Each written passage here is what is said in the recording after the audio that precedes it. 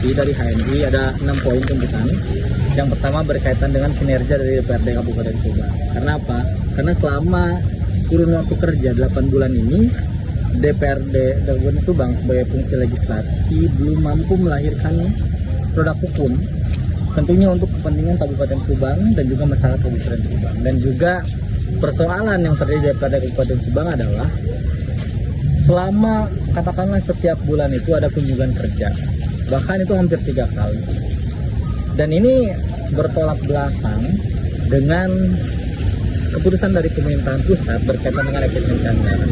Karena tidak bisa dipungkiri berkaitan dengan kunjungan kerja yang selalu dilakukan itu memakai anggaran dari daerah.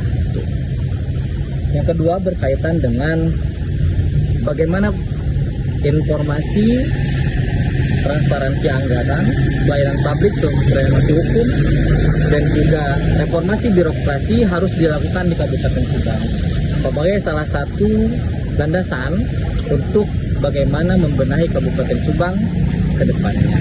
Terus yang ketiga berkaitan dengan tuntutan kami, bagaimana kami mendorong agar secepatnya pengesahan terkait RPJMD, karena itu landasan kuat bagaimana program dari pemerintahan daerah PDOPD itu dilakukan harus terencana dari segi perencanaannya itu harus benar-benar dengan baik.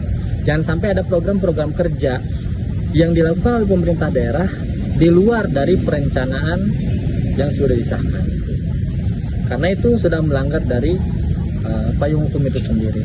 Terus tuntutan selanjutnya berkaitan dengan tata kelola wilayah khususnya di pusat kota.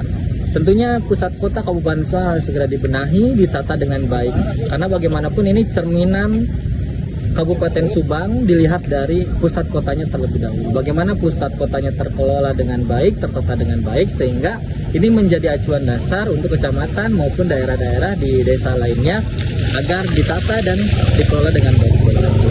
Terus berkaitan dengan tuntutan yang selanjutnya berkaitan dengan kami mendorong kepada badan eksekutif dan juga legislatif untuk membuat peraturan daerah tentang bantuan dana dan juga beasiswa pendidikan, karena itu kan sudah selaras amanah Undang-Undang Dasar 1945 dan juga Permen nomor 48 tahun 2008 dan juga tentang